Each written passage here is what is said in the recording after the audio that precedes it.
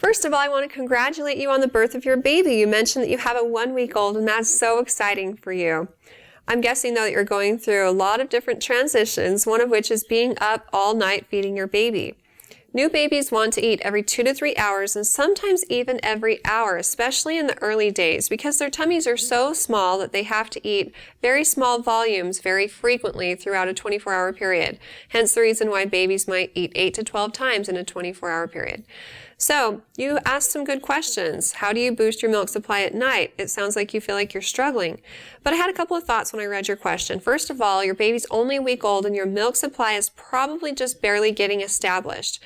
Most first-time moms notice their milk coming in anytime between 3 and 6 days. And so when your milk first starts to come in, you'll probably feel a little bit engorged, and you'll notice that when your baby's eating, they're swallowing more frequently and becoming a little more satisfied after feedings. If you're feeling like your baby's unsatisfied after nighttime feedings, it might just be that babies are more naturally fussy during the evening hours and want to eat more frequently between 9 p.m. and 3 a.m. That is a fact. And that's frustrating as parents because that's when we want to sleep, and so it's really hard being up with the baby who's fussy. But those kinds of behaviors are actually normal. As your baby's tummy gets bigger, usually between 6 and 8 weeks, your baby will start to eat more volume less frequently during the day, usually like 3 to 4 ounces every 3 to 4 hours. And babies don't actually understand the difference between night and day until around 6 weeks of age when their brains are more fully developed. So until then, they don't care if it's daytime or nighttime, they're just up. And actually, it feels like to us they have their internal clocks all totally reversed because a lot of times they sleep well during the day and they're up all night.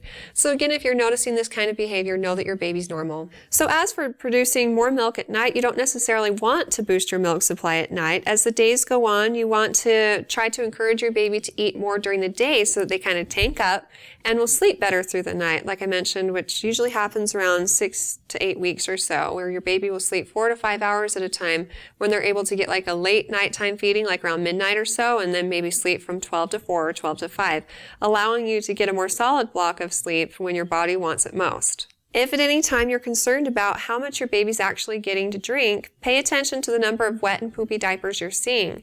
Your baby should have at least 6 wet diapers a day once your milk has come in, and will probably have 8 to 12 messy diapers during the day.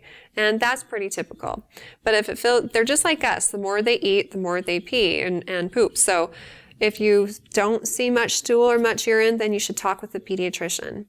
Now, your baby probably went home from the hospital weighing less than he or she did at birth, but up by 2 weeks, so in another week, your baby should be back up to birth weight, and the pediatrician can help you determine if your baby's gaining enough weight or not. So if at any time you're concerned about that during the next week, don't hesitate to call the doctor, and they can decide if anything else needs to be done to make sure your baby's getting the nutrition that he or she needs.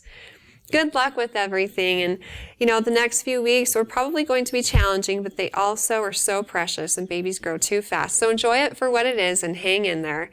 If you have any other questions for me in the future, feel free to ask them on our Facebook page at facebook.com/InterMountainMoms, and recommend us to your friends and family too.